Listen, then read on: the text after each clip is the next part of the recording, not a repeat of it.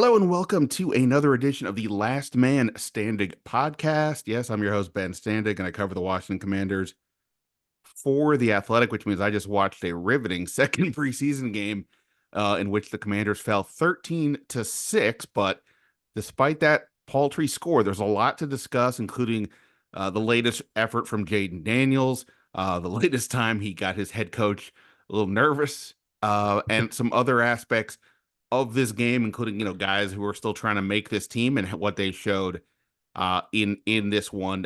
Joining me here, and this is going to be the plan after games this year, is my guy who's been on this podcast several times already. He's a producer extraordinaire. He's done so many great projects at The Athletic, including the Playmakers narrative podcast last year that Jordan Rodriguez did, interviewing people like Sean McVay and Kyle Shanahan and others. Here he is, out Mike McDaniel as well, who of course is there tonight.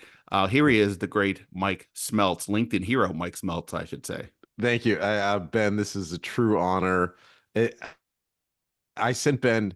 Listen, I am a podcast producer, so I'm like a over preparer, and I sent Ben I think 7-page document after this. It's not even a bad preseason game. It was exciting at the end.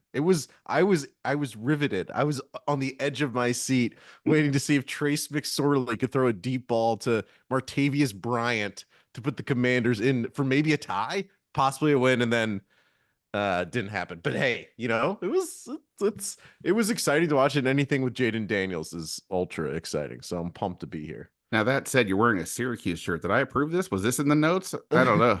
We're gonna have to discuss wardrobe. I mean, I'm wearing an athletic shirt. I wasn't doing that on purpose, but that's the way it broke down. Syracuse. Huh? All right. Well, we'll have to have that discussion.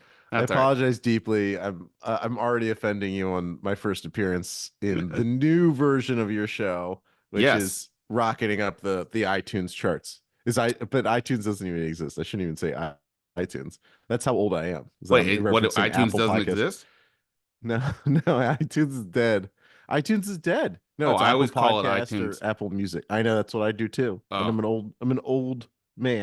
Well, there you go. All right. So as Mike, said, and of course you've now heard me say this several times, we are getting close to the end of the standing room only feed existing. We are now doing everything over at the Last Man Standig podcast, doing that through Bram Weinstein's company, Empire Media.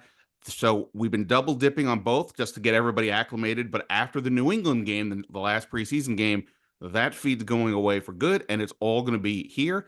The good news is a ton of you have already made the switch, and I know this because I showed this to Mike earlier.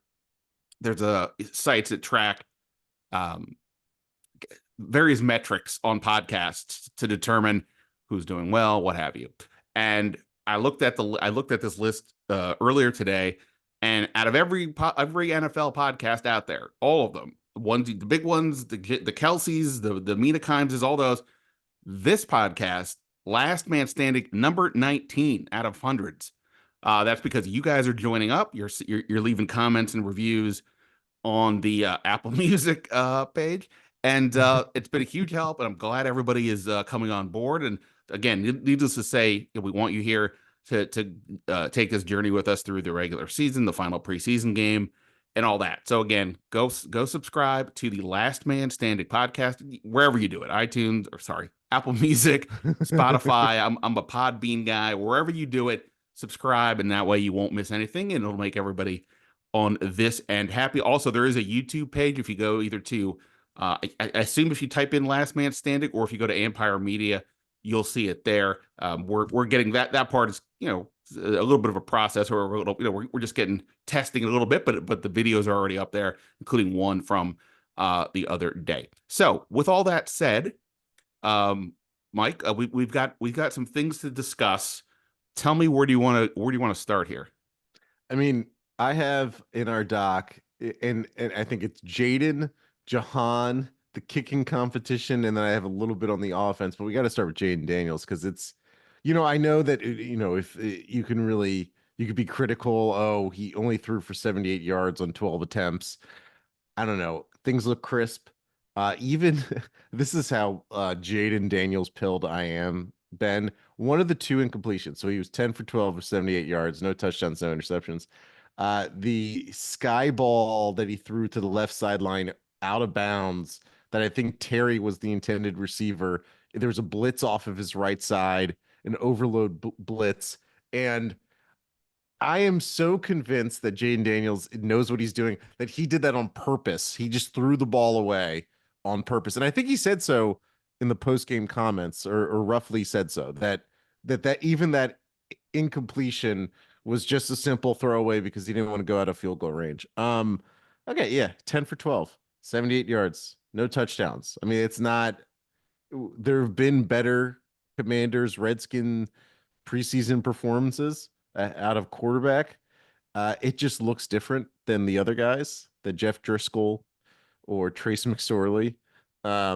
It was another bar that Jayden passed, but the the big question is, oh God, Ben, is this gonna be a thing where Jayden, because of his competitive nature, is putting himself in bad BAD positions because it was an RPO player design run, and he goes and he gets hit. He allows himself to get hit because he had an opportunity to get down or try to get out of bounds.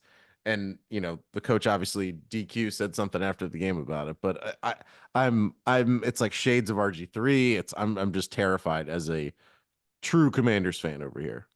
And I was gonna say, for those of you who are not familiar, Mike is a DC DMV Commanders fan, so he knows Yeah. all the history of all the things and has suffered through all that, as many of you have as well.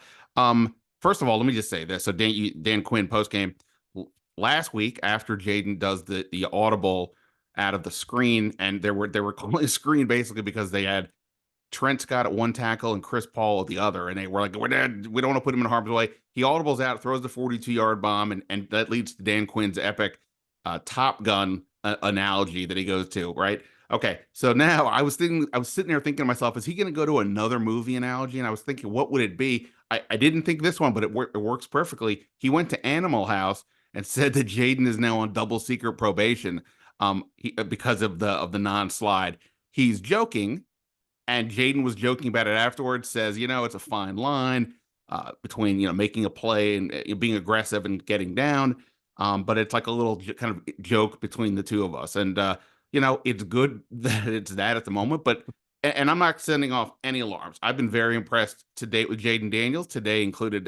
But yes, there is that line of his inclination is clearly to be aggressive. I talked to Cliff Kingsbury the other day at the Miami practice, and he told me that, yeah, I mean, we want to attack on this with this offense. He's perfect for this because that's how his nature is.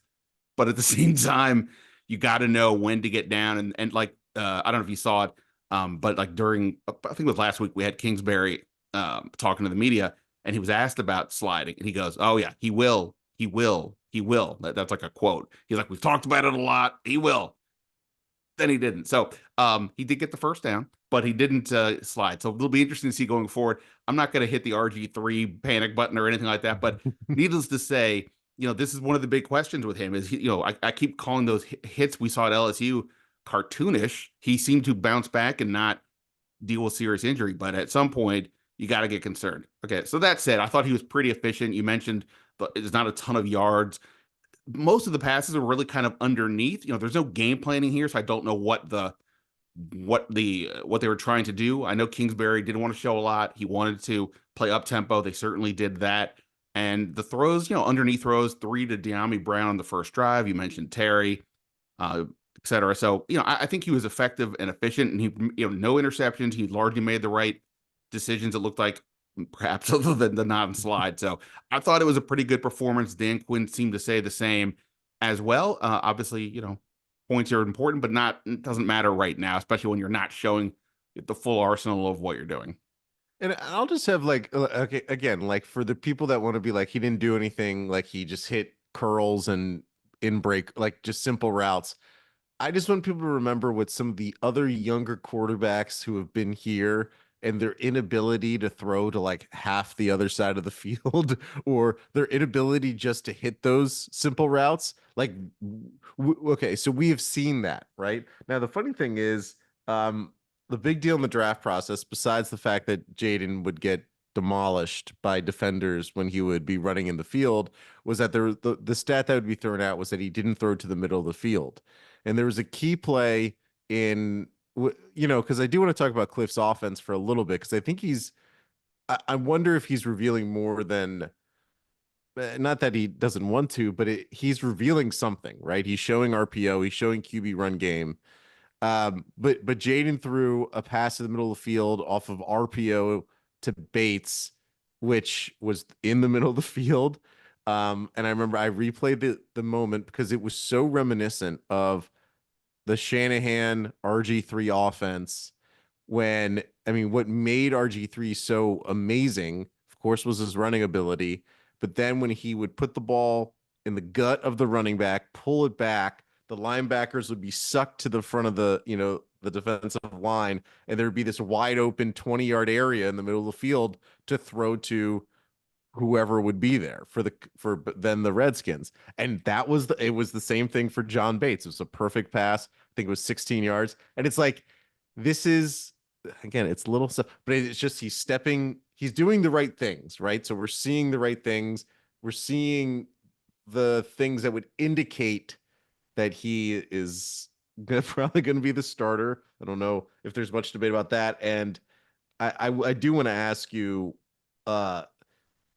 this is probably going too far ahead, Ben, but like, is Jayden going to play in this third game? Probably not, right? Don't you think that this is like, Yeah, I think this is it. I put mean, him on look, ice? Dan Quinn, I thought he was going to play John Allen and Jerron Payne and Bobby Wagner based on some of the things he said this week. He doesn't. Other guys sat, which were either not a big deal or a couple guys might be banged up. But yeah, I mean, look, even Jayden only played 2 series. It did go into the second quarter, but it was only 2 series. Caleb Williams played the entire first half today for the Bears. It was like 5 or 6 drives. So, because they weren't succeeding early. So, no, I can't comprehend Jayden is going to play. In this finale, and that's to the point of like why Dan Quinn is like, what are you doing here with the change of the play and the non-slide? Because the injury aspect of this is the most. They've had these 2 joint practices now, and that really is where they're getting. I can't say the most value because obviously game action is game action, but they think they're getting a lot of value out of these, and a lot of teams think these joint practices are good. So no, I don't. I can't imagine any starter of note is going to be in that game, uh, let alone Jayden Daniels. To your point earlier though about like is Kingsbury showing a lot here? So when they played Miami the other day, one thing that was fascinating was watching Miami. They're just like we're just going to do what we do. They didn't seem to be too worried about whatever the bug, whatever they might be giving away because people know who they are. They got to get ready for what they do. Now, Washington, one advantage they have at the start is nobody quite knows what they're going to do. But, I've asked this of Kingsbury before. What's that balance between not showing, but you guys have to work on what you do too? And I think the up-tempo aspect is a good example of this. Like, you can't, it's one thing to like work on practices, but the speed of it, you have to in game when your heart's pumping and things are happening, you got to get going. And I think do need to practice that. So I think that's the one thing they've shown the most that, again, but if you know Kingsbury, I don't think it's a huge surprise. But you can't hide everything. And they had 3 receiver sets, 4 receiver sets, 12 personnel, all these kinds of things. Again, you have to work on you at some point. You can't worry about the rest of the world. So I don't think they've shown a ton, but at the same point, you can't be so vanilla that you haven't even got, especially for a new team. It's one thing if it would say, you know, uh, peak Aaron Rodgers with the Packers where they've done it over and over and over again. This isn't that. So I think they're okay, but obviously we'll see what happens in the first couple games. Yeah, and it's funny because it's like I think if you interview 1,000 NFL coaches, are the Commanders going to run RPO and QB run game? They would Of all say course. yes. Yes. 1,000 out of 0, right? Right. And it's like actually showing a little bit of it. I mean, one, it kind of doesn't change minds, and also it like makes the other teams to begin to prepare for it. And pretty much every team runs QB run game in RPO. Like there's various levels, whether you do it a lot or you do a little bit. Like most quarterbacks are now mobile. Like we saw, I mean, I know you saw the highlights of Caleb Williams today. Like every quarterback, Drake May ran for a touchdown in the Patriots preseason game. Like every quarterback coming into the NFL now is going to run. So I guess it's not really revealing too much. I was just surprised that they would even put Jayden in any position to get hit because it's so obvious with the pass patterns that they're running. Like today, everything was a 5 yard route besides, like maybe a couple of like maybe two plays for Jayden the first team offense. And it's like because they're not doing that because that's their offense. They're doing that because they don't want Jayden to get hit. They just want the rhythm. They want the get out of the huddle, all that stuff. That's why Right. they're doing that. I think the plays are almost superfluous for them. It's like they just want to do all the other stuff, and whatever happens in the play, kind of like is what happens. Right. No, and I agree. That's Yeah. what I'm saying. I think the up tempo part they need to do, but then once the ball is hiked, it doesn't matter if the ball's going 30 yards down the field or three. And also, I think that part of it, the downfield passing, is where they can show more, and maybe that starts to give things away. Last week he did throw the 42-yarder to Diami, but other than that, they were, wasn't a ton down the field either. So all things considered, again, I think Jayden Daniels continues to stand out to me, and it's the aspects we're not even talking about, how he fits within the locker room, his vibe, like watching him post game.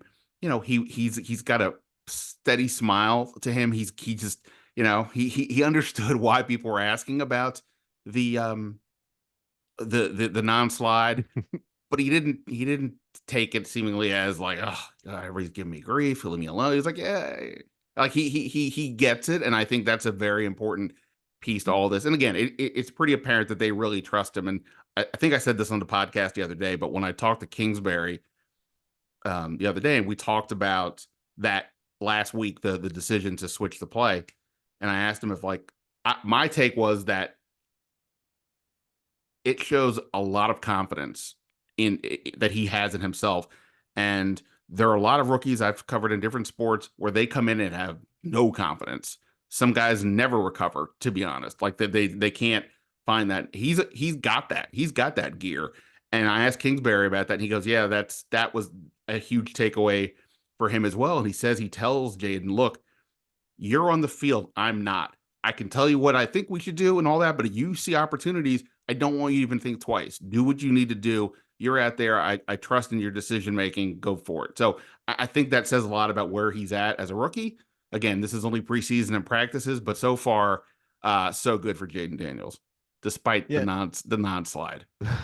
And the big story like going into this game besides Jayden is like Jahan Dotson and a lot of actually what your questions to Dan Quinn, your reporting in terms of is Dotson, going into this year it was like, okay, they have Terry and Dotson's number two, right? But there is more of a battle for that number two slot. And Dan Quinn talked about that after the game. But just to do the tally, De'Ami Brown had 3 receptions for 19 yards, and he was like crucial in that early Jayden Daniels drive. Jahan Dotson had 1 reception for 3.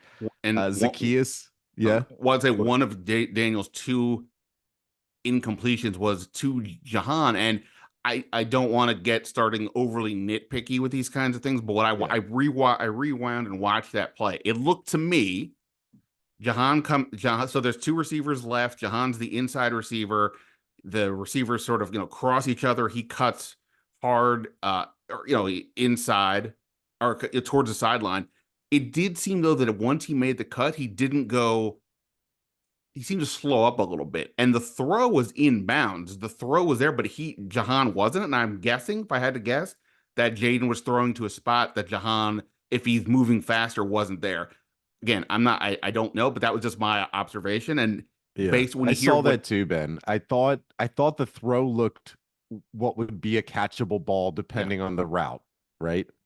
yeah, I mean, like you said, the one to Terry, that was like, out of bounds and whatever. But this one, and even some of the throws Jayden made that were completions, like the John Bates one, he had to kind of go low to get it. But it was fine. It was there. That's the receiver's got to make his play, and Jahan didn't. So, yes, I mean, I don't know that anything happened today changed the competition aspect, but that's probably not great for Jahan if that's the case, because it has started to feel like he's the one who's got to have to catch up. And I did want to just make this point. I think this is obvious, but I don't know that everybody sees this.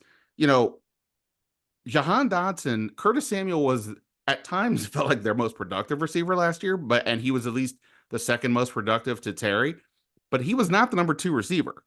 The number of plays essentially kind of dictates it. Jahan played 911 snaps last year. Curtis was under 600. Jahan Dotson was the number 2 receiver. Why his numbers weren't as good? That's a separate topic. He was the guy. So this is about him keeping his job. It's not about competing to get the job. He had this job, and now it appears, at least he had it previously, right? I mean, maybe Dan Quinn never saw it, but from our perception, so he's competing to keep his job, not trying to get the job. I do think that's a distinction in why this is more notable, because if somebody was just out playing him, that'd be one thing, but he seems to be sliding back. And, I've talked about this already, but at some point here may come to a point where they have to decide, hey, if he's not going to be one of our top 3 receivers, do we look to trade him because he's still in a rookie contract and he doesn't play special teams, et cetera. So we'll see what happens here. And, if the starters don't play, is he even in the last game?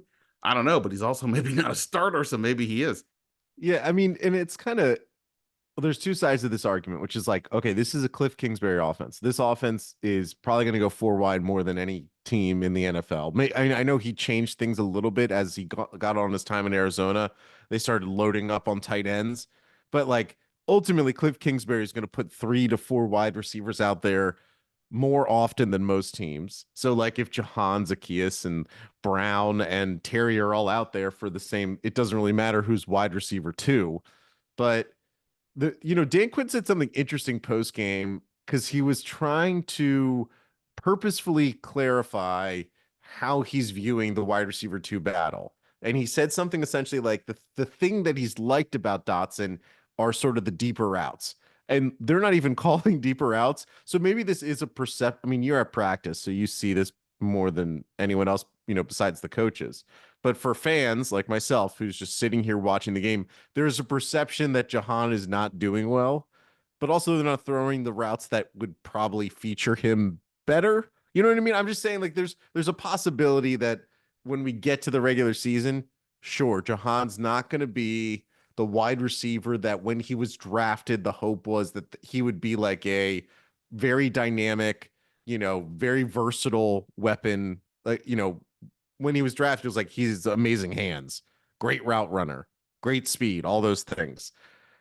And maybe he's not that, but maybe he's the guy who gets like 600 yards receiving this year and 4 touchdowns, and he's a piece of this puzzle in the way that it's like that it makes sense versus not being just someone who isn't productive at all. I know I think it's a possibility. We're not seeing it in the preseason, just to be honest. Yeah, no, and I've made this point that like the first week or so of training camp, Jahan definitely looked off. Then he started to pick it up, like maybe it was like the second week or so, and he said it was in part because as the installs were coming in more and more, they were getting the plays down the field were becoming more in play, and that's where he started to take off. But then, despite that, it seemed like he was finding his stride. He plays 32 snaps in the opener. I don't know yet how many he played in this game, but he was there at least deep into the first half, at least. So, yeah, something is off. I think, and I've used this analogy. I'll do my best to stop using it after this. But I told everybody the other day, on the flight to Miami, I watched the movie Miracle for the 80th time. Fantastic movie. Don't tell me otherwise. Yeah. But there was the part where they have this training camp. They got to pick the 80 guys there, whatever it is, and the Herb Brooks character, the Kurt Russell playing, he hands his assistant a list and says, "Here's the list." And he goes, "What do you mean? We just started." He goes, "They're not even some of the best players on here." And he said, "I'm not looking for the best players. I'm looking for the right players." And I do think in the case of how the Commanders have gone about their offseason, they didn't sign guys to big contracts. They signed veterans specifically to bring an attitude and help change the culture here. It wasn't about necessarily finding the best players, so to, quote unquote. It was finding the right players for where this team is. And I feel this is where Jahan is falling short. That he doesn't, I don't know what it does. I don't think he's not like a malcontent or anything, but whatever it's his competitiveness, I think he's getting, he's obviously a small guy. I think he's getting thrown when he's getting contact. I think maybe that's frustrating them a little bit. Whatever it is, something is off, and I feel that's where this is about. Again, we'll have to hear from Dan Quinn in a couple days as to what he thought of, not just for Jahan, the whole tape, and get his view from that. But yeah, I don't think this game helped his cause from what I could see. Can I ask you? So just to clear, so if you stop watching this game in the half, Luke McCaffrey played mostly in the second half. He didn't really play much in the first half. Jameson Crowder got his receptions in the second half, not in the first half. We did see Martavius Bryant. He actually forced a fumble, uh, which is not what you expect to be the first Martavius Bryant play as a Commander, but that's what he did. Um, they tried so desperately to get Luke McCaffrey to return a punt, and the Dolphins or situation just wouldn't allow it. Is there anything to take away from McCaffrey, Crowder, or honestly just seeing Martavius Bryant out there? Just a large. It was nice to see a large human playing wide receiver because they have very few large humans playing wide receiver. Well, in terms of the receiver room, I think last week and this week has been an indication to me that they are trying to find somebody else to return punts besides Jamison Crowder. Jamison Crowder is an absolutely solid guy to have on your team.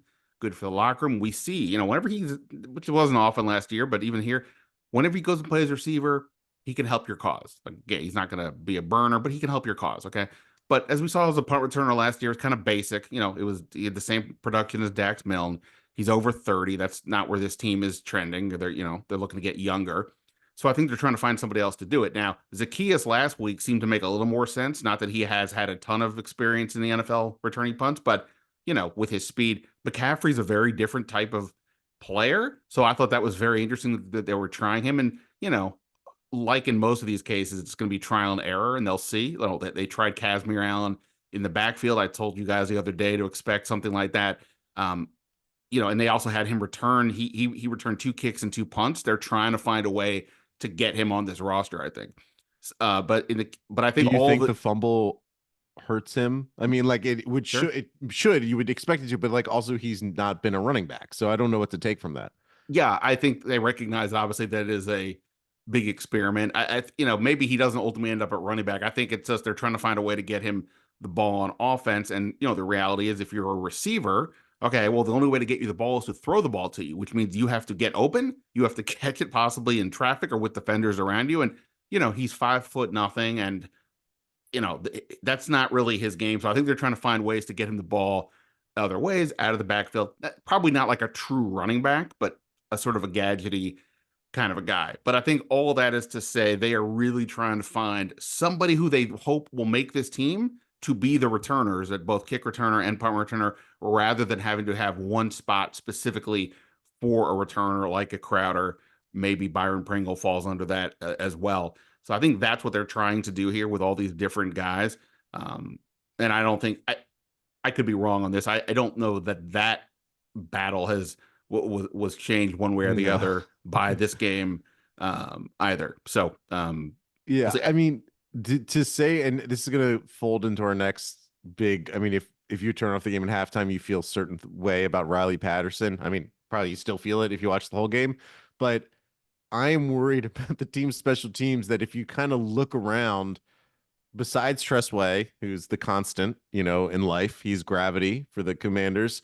Like kicker is not good, and punt returner and kick returner is so up in the air that you don't know if they're going to go for someone who can just simply catch the ball and fall down, or if they're trying to get the Kaz Allen type who like could do something with it, but also may not do that much with it. Like may not be ultimately that much more impactful than someone like Jamison Crowder being back there. And Jamison Crowder, I almost can guarantee it would be more impactful as a receiver, like across an entire season, because he's just that kind of dude who'll catch a ball.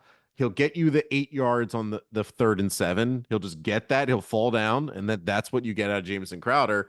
But to go to special teams overall and Riley Patterson, there was a nice moment during the after the halftime on TV broadcast. Dan Quinn was asked about like Riley Patterson. So Patterson had missed 2 field goals, wide left and wide right, which is terrifying. And DQ had went up to Riley and gave him a word of encouragement. And you actually saw him do it too with Kaz Allen when Kaz Allen from the ball, which is like Dan Quinn goes up to the player and like tries to get him out of the negative thoughts that he may be having. Um, Honestly, like Jayden Daniels is the headline of the game because it's Jayden Daniels. It is interesting since Jahan Dotson. We had to talk Jahan Dotson, but like really the headline of the game is the kicking game. because Well, that could kill yeah. the So team this year. two quick things about the special teams, like you just said. One, look, I don't mean to tell anybody how to do their job. The guy who is he's the host for like the Commanders internal stuff that they do. He was the sideline reporter. I would be terrible at that job. But you get Dan Quinn, you ask him two questions. You can't ask about the kicker and what about the second half? No. Go away. Two questions about Jayden Daniels or Jayden Daniels, and then pick anything else, like whatever it is, what the receiver, whatever. I defend the asking about Riley Patterson because Oh, it was like well, that can be the what second question, and you have second to question. ask Jayden about Daniels Jayden has to be the Daniels in first. some Yeah, capacity. But okay, you're right. but I think you make a good point, and this is why I like having you on this podcast, because you always say something that makes me think. And what you just said was, do they possibly just want somebody back in the returner spot who's just there to fair catch the ball, basically? And that's kind of what happened the last 2 years, right? Between Dax Milne, just only was fair catching. He was fine. He didn't fumble, but there was no. A handsome man just fair Yeah. catching. That's what he And, does. and You know? Crowder did have the really one long run last year, but generally Yeah. speaking, he didn't do too much else. It was just about security. I think this is a good example of how these two different staffs think very differently. The last staff was very conservative in numerous ways across the board with how they built the roster, with how they made moves, etc. So having a guy just there to catch the ball makes perfect sense. These guys are complete opposite. They are aggressive. They want to go for it. Now, obviously, you can't just be aggressive for the sake of being aggressive. You need to have guys that can do the job. But that's the thing. They're looking for the guy to be the playmaker. They're not looking for the guy to just catch the Mhm. ball. And I do think that says something broadly about where this staff is compared to the last one. Yeah, that's a good thing to point out because as a fan, I'm like I'm like I just want like at some point like if I'm not seeing the answer clearly, like one we did not see Luke McCaffrey get to return a punt. Now, B. Mitch was on the broadcast, and B. Mitch, I've heard him say this 1,000 times, but like Luke caught the ball at the 5 yard line, and Brian Mitchell's like, if you stand at the 10, and if you start trailing backwards, you just let the ball go. Um, Now Luke McCaffrey was a quarterback essentially 2 years ago, right? So he is not his brother who has always been a skill position player, essentially always been a skill position player. This is still a new thing for him, and I don't know how many punts or kickoffs that he's returned in his career, so it's a little different. Um, I would love for this team to have returning juice because the it is such. I mean, to go back to some of the best teams, if you think about Baltimore and the Patriots under Belichick, like getting whether having a great punter, having a great kicker, or having a great return game, those are like those hidden yards that really end up mattering in a game. And we've seen so many times with this team recently under Ron Rivera, which was like they would get nothing in the return game, and then maybe they would get a good return, but then there'd be a hold anyway, so it would be negated. And this team isn't quite talented enough not to have nothing in special teams. And Ben, I'm not going to let you go on this. What are you texting right now about Riley Patterson? What are we going to get? We need to know, Ben, because you can't, I'm sorry. He seems like a swell fella. You can't have him be the kicker, right? Like you need competition. Like if there's not a tweet from Ben Standig at, it's Sunday, August 18th. If I don't see it in 3 hours that they're bringing in kicker competition, I'm going to be disappointed because they weren't even hard kicks. They were what I think they were both inside. They're definitely both inside the 50, maybe both inside the 40. Wide left, wide right. Can't have that. Yeah. Preseason. Come I on. mean, so look, I mean, I've been saying for weeks, I mean, from the moment Brandon McManus Yeah.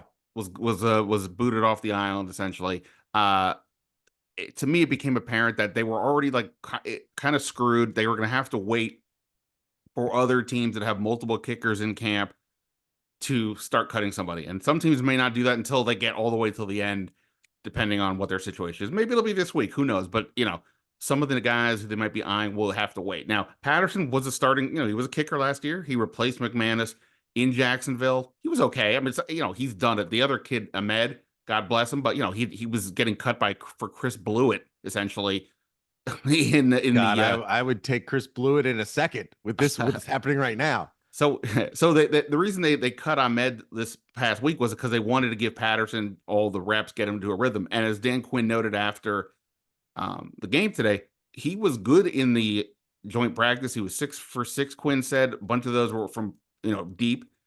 That's of course a practice, not a game, and things are different. But my assumption would be, this is just a guess, that so here's part of the problem is there's not a lot of kickers out on the street. I haven't looked to see the waiver wires if anybody's been cut over here over the last 48 hours. I think there have been a couple names, but I don't know what they think. So it won't stun me if they bring somebody else in. But again, they're just trying to get through, I think, at this point, the whole process, work on their kicking, the coverage, and dealing with these new rules, and wait until somebody else gets cut. Is Joey Sly going to get released by New England because New England already has Maryland great Chad Ryland? We'll see. I know that when they faced the Jets last week, the Jets, their second kicker, I think it's like Austin Siebert. He's somebody, I had people tell me they think he could be a kicker. We'll see. They'll get somebody else. I don't know if it's this week or next week or before week 1, but I would be surprised if Riley Patterson is the guy. Should we go to some of the fun segments real Yeah, quick? go for it.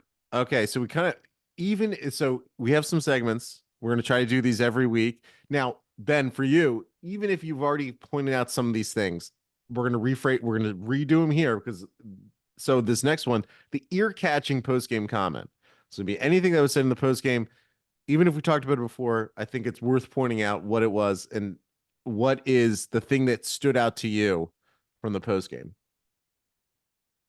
Well, so, I'm not in Miami, so all I saw was a little bit of Dan Quinn and Jayden Daniels speaking at the podium, and I mostly heard Quinn. I go back to the Animal House reference. One, this is tickling my, he's hit my sweet spot. I mean, Dan Quinn and I are roughly the same age, and all his references are going to work perfectly for me. The TikTok kids, you're not going to get them. This is for me. I like the fact that he was being playful about it for the second week in a row about Daniels doing something where he's like, okay, but um, it's a good way to handle it, right? He's not scowling. How dare you not do what we tell you to do and blah blah blah. Like that would be the wrong approach for the modern athlete. And just, come on, don't be a bore, don't be a Scrooge. So I think that's good sign to see how he's handling these things. And there's always teachable moments and things like that. So let's see what happens now going forward. Again, I don't think Daniels plays in the next game, in the last preseason game, but how does this go forward? I mean, Quinn is giving him rope, which I think from the relationship perspective for Daniels, I think he's got to be probably think he said afterwards, hey, it's great. Or he said it during the broadcast. He said, hey, it's great. They're trusting in me. They let me through. He threw the ball 12 times in 2 series. That's pretty good. So I think that relationship is forming. I think they're clearly bonding. I think that's all good. But at the same point, Dan Quinn with these comments is also saying, I mean, he's asked about it. He didn't say it blind, on his own, but like he's letting everybody know, look, not perfect, but it's not a federal crime. It's not that big of a deal. But and we'll see what happens. So I like the way he's handling it, and the quote itself for I assume that quote, the double secret probation. Yeah, of course. Okay, Yeah. well, Yeah. what do I know? Yeah, I'm not so I'm not Well, Animal House is not exactly yeah. a recent movie. I mean, I've seen it 100 times, but Yeah, yeah. all I right. mean, I'm scared. I'm scared to death. I think a lot of Commanders fans were just every time Jaden's in the open field, we're just scared to death because we've seen it. The fact is actually he was pretty healthy in college. And so it's not RG3 where RG had like clear health issues from college. He tore his leg in college. So I am holding my breath. Uh I do what I like about it though is that with Jayden, he is aware he's almost doing it like in the way that there's this old story about Andrew Luck where he would like a lot of quarterbacks would do this, but like Andrew Luck would purposefully the first chance he could, he would try to run the ball as a quarterback to get hit because that's how he would wake up. And Jayden, there's like a awareness that like I am he almost like feels like he needs to put his body out there. Now the quarterbacks who do that typically are the ones getting hurt, i.e. Andrew Luck. But there's an element to it that that's going to rally the team. It's obviously going to make plays. Okay, next segment. This is my new favorite one. I don't know if I told you I named it this. This is our like who's rising, who's falling segment. This is Hogs and Frogs, Ben. Hogs and Frogs. Okay. I got it. How I get the hogs, frogs Hogs are rise with good. hogs. Frogs are bad. Oh, No, those we don't. yeah. So, Sorry, Kermit. I don't know. I mean, not to be Riley Patterson's a frog. Um, someone who we haven't mentioned yet, Jamin Davis. What a hog. Jamin Davis. Tell us about Jamin Davis, Ben. What did you think? So okay, so he has the strip sack, and you can tell watching him as I have over the course of going back to OTAs and now here and the practices and these games, you can see him improving with his you can see him being more comfortable. His aggressiveness is coming out, and all that's true. Here's my issue. Oh no, are you going to ruin the Jamin Davis? The team. Just if you didn't watch the game, Jamin Davis had a wonderful strip sack in the third quarter against either Mike White or Skylar Thompson of the Miami Dolphins, and it was a fantastic play. The sideline erupts for the Commanders, and now Ben is about to pop the balloon of the Jamin Davis hype train. Well, all See, I'm going to say is, so, as people know, like I have not had him on my 53 the last two times I've done one of these. Now, the Jordan McGee injury, we still don't know how severe it is. This knee injury, he didn't play today. That could possibly shake things up, and who knows what else happens on the injury front. Hopefully nothing, but we'll see. But here's the thing, right? Okay, so Dorrance Armstrong, Cleveland Farrell, who also didn't play today. Then you've got Dante Fowler. KJ Henry to me has looked pretty good throughout the summer. I've liked where he's at. That's four. Javante, crap.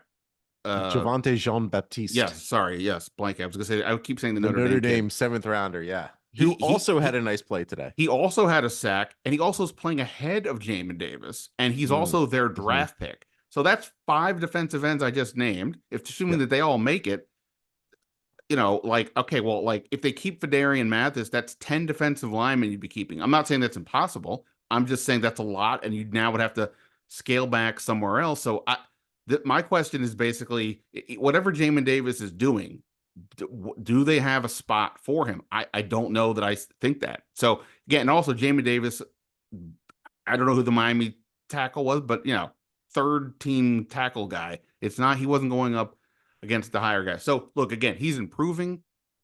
And I mentioned this the other day that listening to the way Dan Quinn is talking about Jahan Dotson is very different than the way he's talking about Jamin Davis and Emmanuel Forbes. He's saying, "Hey, look, sure, they're whatever, they're learning this, that, and the other, but they've been very complimentary of how they're doing it. Jamin Davis isn't balking about this switch. Forbes is working hard, whatever. Jahan, it was much more like, well, we're in a competition, we'll see. So I think they do like Jamin. And I feel his chances have improved in my head over the last few days, but at the same time, I just don't know how he's getting on this team. Especially, also he doesn't play special teams, so I still think he faces a bit of an uphill climb, but needless to say, it was a good performance from him from what we could see. And that's good signs for his growth. Yeah, I mean, I think the only way, I mean, we obsess about who makes the 53, and then if you really look back on It the players that people were pissed about, like who really did well, like this is who's this is the story of my life, obsessing over things that are completely irrelevant. That this is what I do well. I will say, I did have a bit I was gonna do for you, which was like, I don't know where I was gonna make the line of demarcation, but let's say in the Snyder era, okay, I think who's Nate Sudfeld is probably a top 5 quarterback draft pick by the Commanders Mhm. because he's 30 years old. He's still playing in the NFL. He's like the third stringer for the Lions, and he was a guy that they agonized over, that they eventually cut. Then he went to the Eagles and blah blah blah. And like I think he's the one guy that the team actually cut, besides cutting kickers because they thought they were bad, like Gano, and then of course went on to be like amazing kickers. Um, yeah, Jamin Davis, like the funny thing is about him is that if you stack up his athletic profile, it is a good rush end, but they also have KJ Henry, Andre Jones, like they have a bunch of dudes who technically have like the same skill set and they've been defensive ends. But Again, special he teams. made the play. He's a Oh, playmaker, good, Ben. kudos Hey, to him. Well, I'll be curious to see. I couldn't tell. Like, if he's not playing a lot on special teams, I yeah. don't think he played much at all last week. I'm talking about like covering and blocking, not the field goals and stuff. If he's not doing that, then they're not trying to develop him in that way, and to me, that doesn't bode well because he's not in the higher rotation. But any event, yeah, Jamin Davis made some good plays. He's making it more tough on them if there is a debate. So kudos to him for doing that. Do you have any hogs or frogs yourself, or should I keep going on my list? Well, one hog I would say is Tyler Owens. Yeah. Undrafted free agent safety from the beginning of training camp. I'll be honest, I didn't maybe notice him a ton at the early part of it, but there's a lot going on here. Watching Jayden Daniels in the drafted rookies, he forces you to pay attention to him. He is constantly making plays as a defensive back, as a in return in the kick and punt return situations. He one play that stood out today. There was a play where Miami threw the ball to a receiver. A guy broke down the field. He's going to run in for a touchdown, and Owens comes from not. I'm not saying it was Darrell Green chasing down Tony Dorsett, It but was it was. basically Darrell Green chasing down Tony Yeah, I Dorsett. mean, It he was kind that of, great. No, no, and yeah, he. I don't know how he's not making the team at this point. Um, So who isn't going to make the team, Ben? well that, well that becomes the issue again here. Are you keeping seven safeties? Is somebody going somewhere else? Are they going to truly move Dominic Hampton, a linebacker? I don't think so, but yeah. So I think he's putting himself on this team, and again, it's an example of looking for the right guys. His presence, his demeanor, his tone, that is what they want. I don't know. Maybe he's not the best in coverage. He was undrafted, right? That's not like we're saying this was like some great player, but he's making the plays and making the kind of plays that they're looking for. So I think he's definitely one of the hogs here for me. I have a frog, Andrew Wiley, not to be mean. Two penalties, then negated two first downs on a good drive. They didn't play the replay of the holding call, so I didn't know if it at what I'm not gonna I don't have the tape to analyze it, but not that's the offensive line overall was fine with Jayden Daniels, but it's hard to really tell. He would be a frog for me. I did have Javante Jean Baptiste, Jeff Driscoll hog, right? Like showed what he is, which is he's an athletic quarterback who's not always accurate but can make some plays, and that's what he was as your third quarterback. It's pretty good. And I legs for weapons. Yeah, it's been somewhat of one of our like running jokes sort of at camp is that I at some point I was like, I'm not going to sleep on Jeff. I'm not going to just dismiss Jeff Driscoll because he's like a journeyman guy. I'm like, there's something here. I had somebody tell me once that of the quarterbacks in camp that they think not not the 40 if we're at the combine, but in terms of a 10-yard split, that Jeff Driscoll is the fastest guy of all the quarterbacks, including Jayden. And you saw his athleticism today. The comment that they made that he got drafted was by the Red Sox, having never played baseball because they just thought the athlete was that good. Now, again, he's been around the league. I'm not saying he's a guy, but like, look, my frustration with Mariota, and it's been borne out in watching him in camp, is uh when he holds the ball a long time and then often runs. Driscoll, maybe to a fault at times, is going to put the ball in harm's way, but he's going to be aggressive and throw the ball. And when he runs, he's I think a better athlete than Mariota at this point of their career. So I'm not saying he's the two or that Mariota's gone, but I am saying factor in that teams around the league always need quarterbacks. I think I would keep him unless there's like we're talking about all the you can't keep everybody here, right? I think there's a world I might keep him in part because maybe ultimately I would want to use him over Mariota, especially if depending on where the team is, like he'll be aggressive. And then, like I said, simultaneously, injuries happen. He's a guy that has started at least one game in like 5 of his 6 years. I, I, for what he is, again, not starting him, not buying his jersey, none of that stuff. I'm just saying, for what he is, I like the quarterbacks who are confident and aggressive. He's got that with athleticism. So yeah, I would put him as a hog, and I'm very curious to see if they think he's going to be worthy of keeping. This is assuming like Sam Hartman either goes on IR or just they think he can go to practice squad. And not to this is like way down the line. This is like too football-y, but some teams have had quarterbacks be like their designated keeper quarterback, meaning like to do QB sneaks. particularly you have it if your quarterback's fragile. And Mariota could do that too, but like Driscoll has always been athletic. Yeah, that like he said, like he's always been athletic. He has produced some in the NFL. I'm not. I've never been on board with the Mariota signing. I think it's the move that Adam Peters made that was the most questionable. But obviously, we haven't seen much of Mariota, so like it's hard for me to bash it. I will ask, local kid, Trace McSorley. He came, he was throwing again, he was throwing to Martavius Bryant, two people that, were not on this team essentially a week ago. They were leading a almost game-winning drive at the end.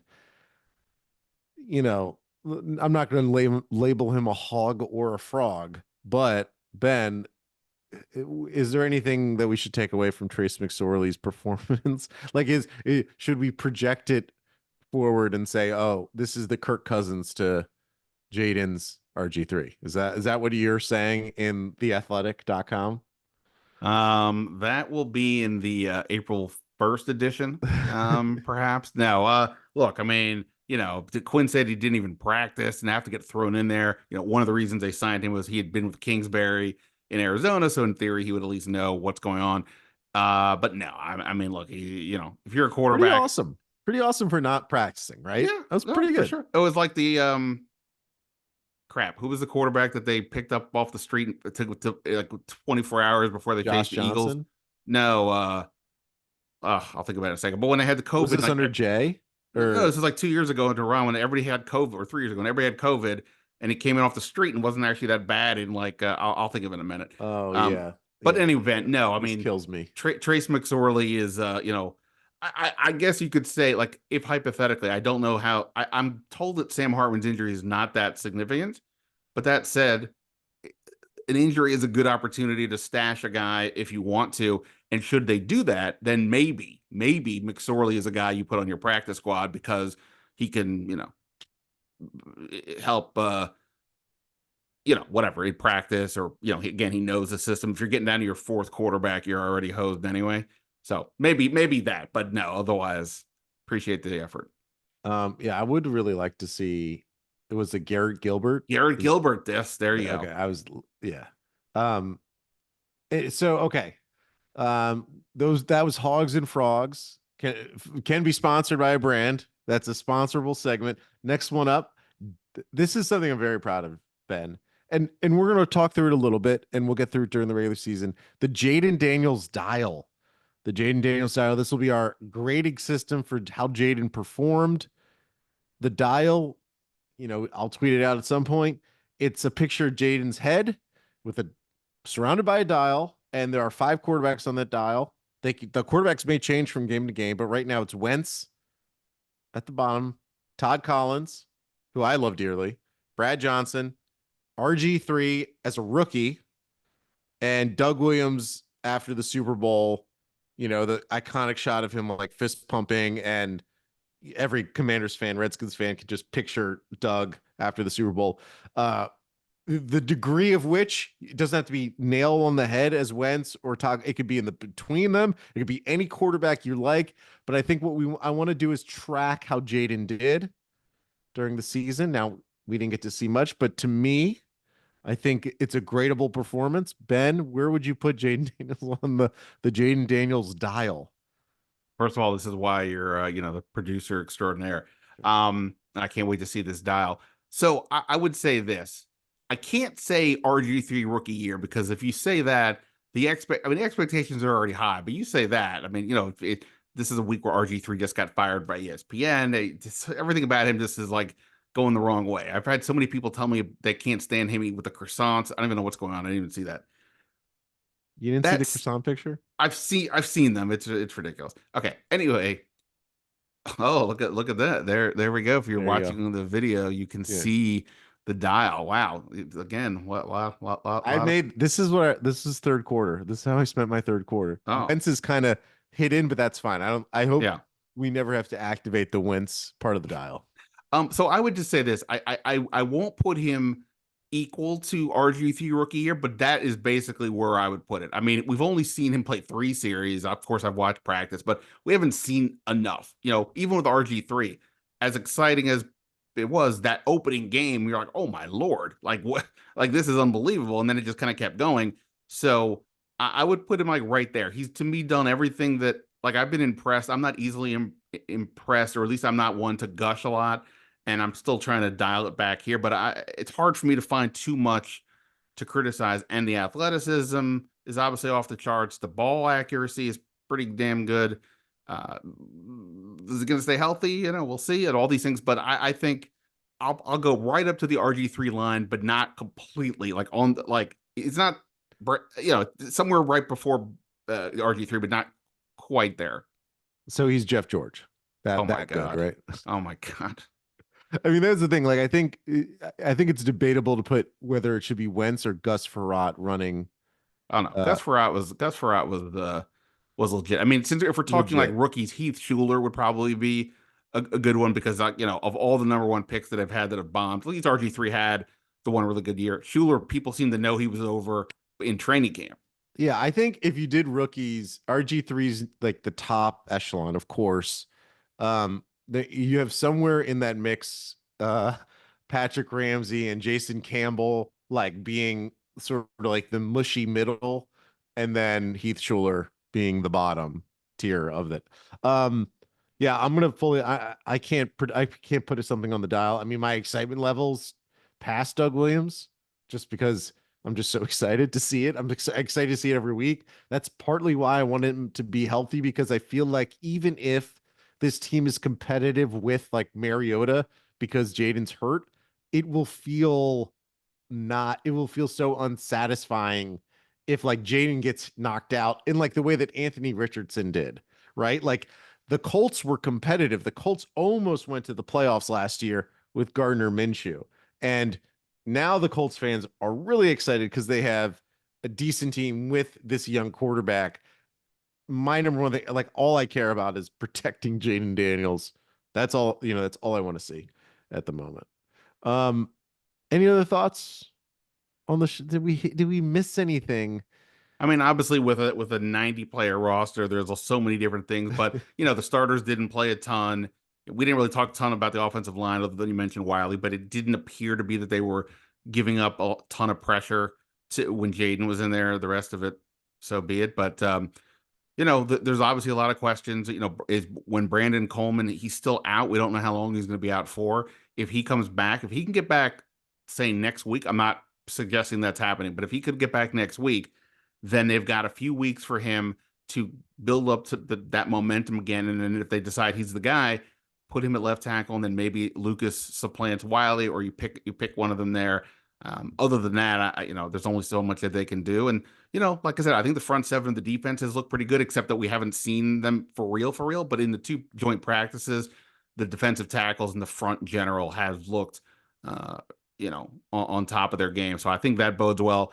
One thing we didn't mention, you know, there wasn't much to discuss in the passing game. Tua didn't play a ton. He was 5 for 5, and he had a touchdown pass over Benjamin St-Juste, but that was about it. Um, we didn't hear about Forbes at all, and I mean that in the best possible way. Like he was not a factor. That to me is still just such a massive question. Do they have enough at cornerback? And you look at the first few games. They're gonna have some tough competition. Every team has at least one receiver that scares you. So I think that's the bigger deal. And we at this point may not have any answers to anything else in terms of starters until we get to week 1, because I don't know how many of these guys are playing next game. And even if they do, what's New England showing? New England's not a good team, and they're probably sitting starters too. So we will see. But no, I think we hit everything for the most part. And this was a great debut for you as the a part of this post game phenomenon here on the Last Man Standing podcast. Yeah, I can't wait until we um do this in New Orleans in mid-February. You know what I mean?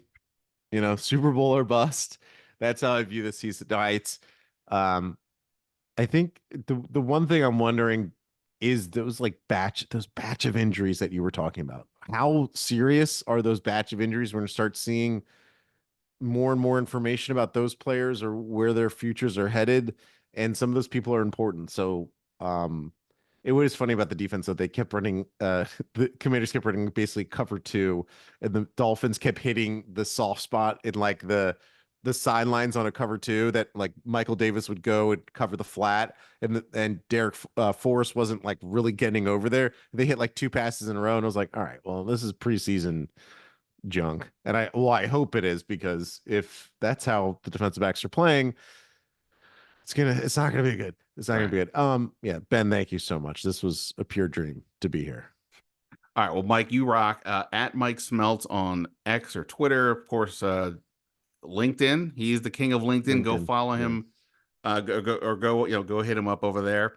And of course, thanks everybody for checking out the podcast. While we were doing this, you saw me, I'm playing around on my phone. I was dealing with, I just filed a story, blah, blah, blah, blah. Anywho, story is online. You can check that out whenever you wake up in the morning.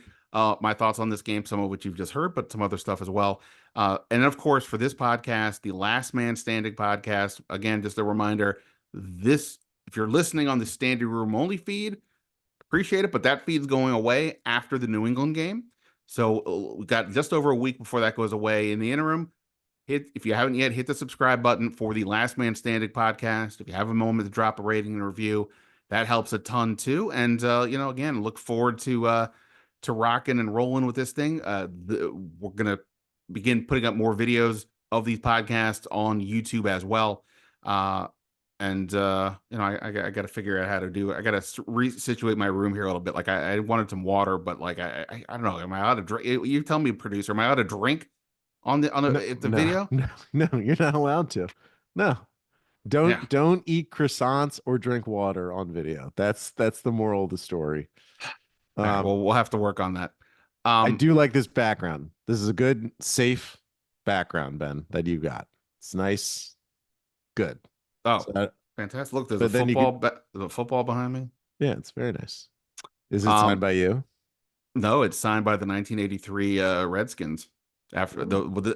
it's the team that lost in the Super Bowl to the Raiders, but it still has all the main people. That's I've said this before, but I think, but like I had Doc Walker on my podcast one day, and I looked over at the ball, and his signature is like a big signature. It's face staring me in the face as I'm talking to him. It was bizarre. All right, Mike, greatly appreciate it. Thanks for everyone here for this. We'll keep this momentum going into the New England game and then to the regular season. But that is it for now. Ben Standig and Mike Smeltz signing off. Until next time, see ya.